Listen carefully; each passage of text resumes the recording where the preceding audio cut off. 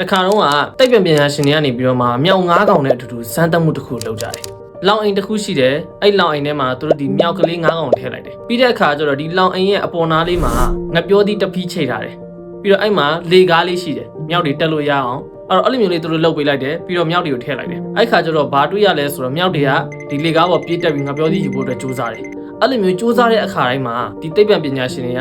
ရေအေးကြီးတွေနဲ့အပေါ်ကနေမိုးရွာချတယ်။တယောက်ကတက်ရင်လည်းကျန်တဲ့၄ယောက်ပါမိုးရွှဲတာရေဆူဆူကြီးတွေနဲ့လောင်းတာအဲ့တော့မြောက်တရဲ့စိတ်ထဲမှာဒီအပေါ်မတက်ရဘူးဆိုပြီးတော့မှသူတို့တီးသွားတယ်အဲ့ခါကျတော့ဘယ်သူမှမတက်ဘူးတက်တဲ့လူကိုအကုန်ဝိုင်းဆွဲချပြီးတော့မှရိုက်တယ်မြောက်တရ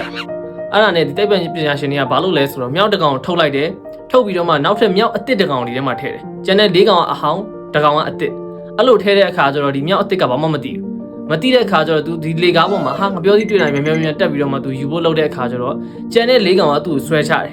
ဆွဲချပြီးတော့မှသူ့ကိုရိုက်တယ်တက်ဖို့မပေးဘူးတကယ်တမ်းကရေလည်းမကြတော့ဘူးရေလည်းမလောင်တော့ဘူးအဲ့လိုနဲ့ပဲသူရိုက်ခံလိုက်ရတယ်ဘာလို့သူ့အပေါ်မတက်လဲဆိုတော့သူမသိလိုက်ဘူးသူလည်းသိသွားတာအပေါ်မတက်ရအောင်အဲ့လိုနဲ့မြောက်အဟောင်း၄ကောင်တွေကနေပြီးတော့မှတကောင်ကိုထပ်ထုတ်လိုက်တယ်ထုတ်ပြီးတော့မှအစ်စ်တကောင်ထပ်ထည့်တယ်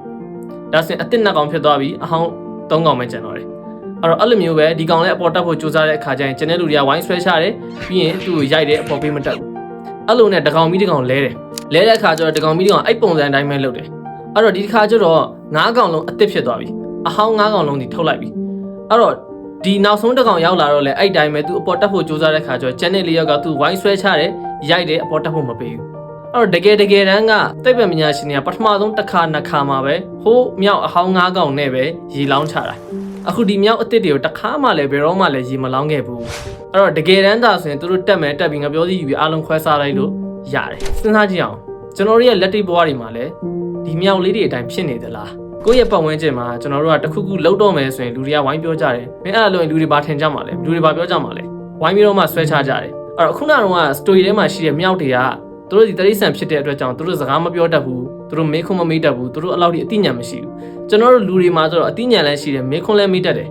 အဲ့တော့နောက်တစ်ခါမိတ်ဆွေကိုတရားရောက်ကလာပြီးတော့မှအပေါ်တက်ဖို့အတွက်တားဆီးနေတယ်ဆွဲချနေတယ်ဆိုရင်သူ့ကိုမေးကြည့်ဘာလို့မလုပ်ရမှာလဲအဲ့တော့ခုနကတော့မြောက်9ကောင်တွေကနေပြီးတော့မှတကောင်ကောင်ကမေးလိုက်တယ်ဘာလို့အပေါ်ပေးမတတ်တာလဲဒါဆိုရင်ကျန်တဲ့၄ကောင်မှာအဖြေမရှိဘူးမသိဘူးသူတို့လည်းမြောက်တွေကတော့မမေးတတ်ဘူးကျွန်တော်တို့လူသားတွေကတော့မေးတတ်ပါတယ်အဲ့တော့ဒီ story ထဲမှာသင်ခန်းစာတွေအများကြီးရှိပါတယ်အဲ့တော့မိတ်ဆွေရောနောက်ထပ်ဘာသင်ခန်းစာလေးတွေရလိုက်လဲ comment မှာရေးခဲ့ပေးပါကြည့်ရှုပေးတဲ့အတွက်ကျေးဇူးများကြီးတင်ပါတယ်